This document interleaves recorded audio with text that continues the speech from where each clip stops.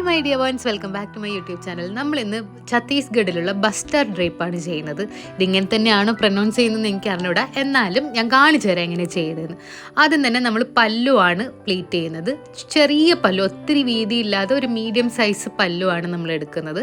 അത് നന്നായിട്ട് എടുത്തിട്ട് നോർമലി നമ്മളുടെ മുട്ടിന് താഴെ വരുന്ന അത്രയും ലെങ്ത്തിൽ പല്ലു നന്നായിട്ട് പ്ലീറ്റ് ചെയ്ത് ഒരു പിന്ന് വെച്ച് സെക്യൂർ ചെയ്യണം ആദ്യം തന്നെ. പിന്നെ ഞാനൊരു കാര്യം പറയട്ടെ, ഇതൊരു ഖാദി കോട്ടൺ സാരിയാണ്. റണ്ണിങ് ബ്ലൗസാണ് വരുന്നത്. നല്ല ഭംഗിയുള്ളൊരു സാരിയാണ്. അപ്പം പർച്ചേസ് ചെയ്യണമെങ്കിൽ ലിങ്ക് ഞാൻ ഡിസ്ക്രിപ്ഷനിൽ കൊടുത്തേക്കാം.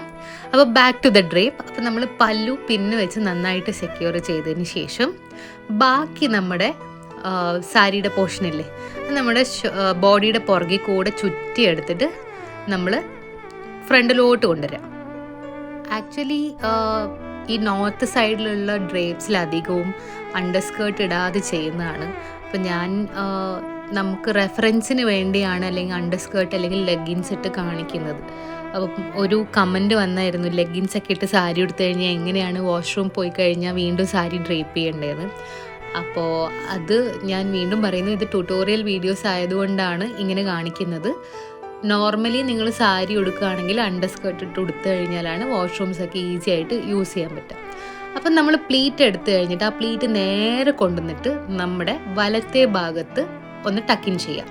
എന്നിട്ട് ബാക്കി വരുന്ന പോർഷൻ ഇതേപോലെ വീണ്ടും ശരീരത്തിൻ്റെ പുറകിൽ കൂടെ ചുറ്റി ഫ്രണ്ടിലേക്ക് എടുത്തിട്ട് ആ ബാക്കി വരുന്ന ഫാബ്രിക്കും പ്ലീറ്റ് ചെയ്തിട്ട് നേരത്തെ നമ്മൾ പ്ലീറ്റ് ടക്കിൻ ചെയ്തില്ലേ അവിടെ തന്നെ നന്നായിട്ട് വീണ്ടും ടക്കിൻ ചെയ്യാം.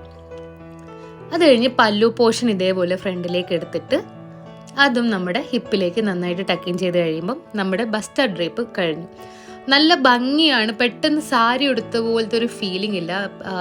നടക്കാനും ഓടാനൊക്കെ നല്ല ഈസ് ഓഫ് മൂവ്മെൻ്റ് ഉള്ള ഒരു ഡ്രേപ്പിംഗ് സ്റ്റൈലാണ്. അപ്പോൾ വീഡിയോ നിങ്ങൾക്ക് ഇഷ്ടപ്പെട്ടു എന്ന് വിചാരിക്കുന്നു.